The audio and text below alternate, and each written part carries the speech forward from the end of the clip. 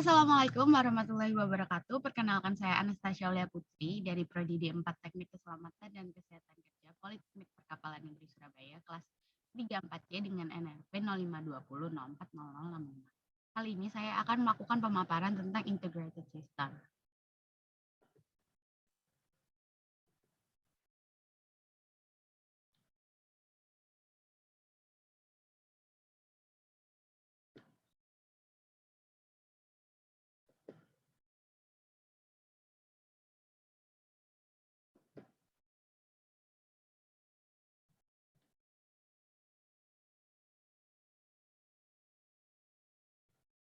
Integrated system.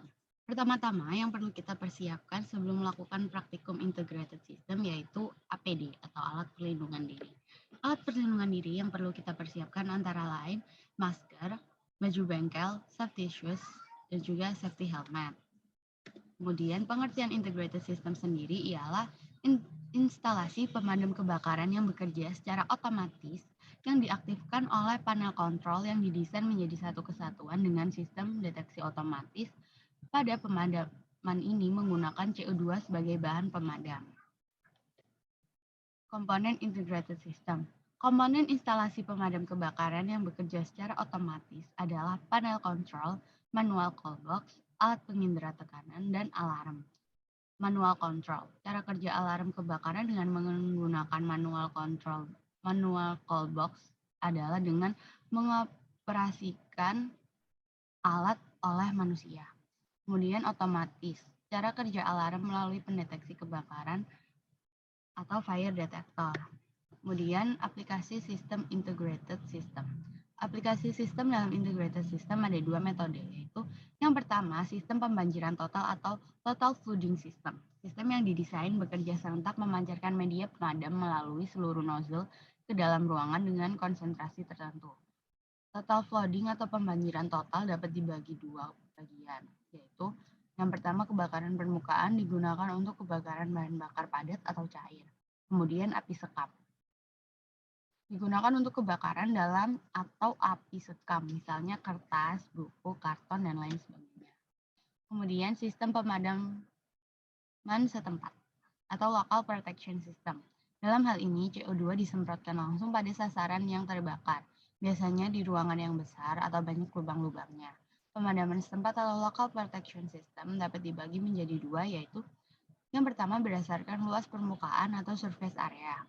Biasanya api hanya pada lapisan atau permukaan saja sehingga luas dapat diperhitungkan untuk menentukan jumlah gas CO2 yang diperlukan.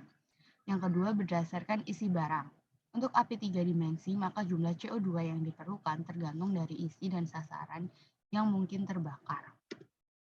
Untuk peralatan integrated system, yaitu 4 tabung CO2 dengan berat masing-masing 45 kg. Kontrol panel, alarm detektor, dan juga sprinkler beserta perpipaannya.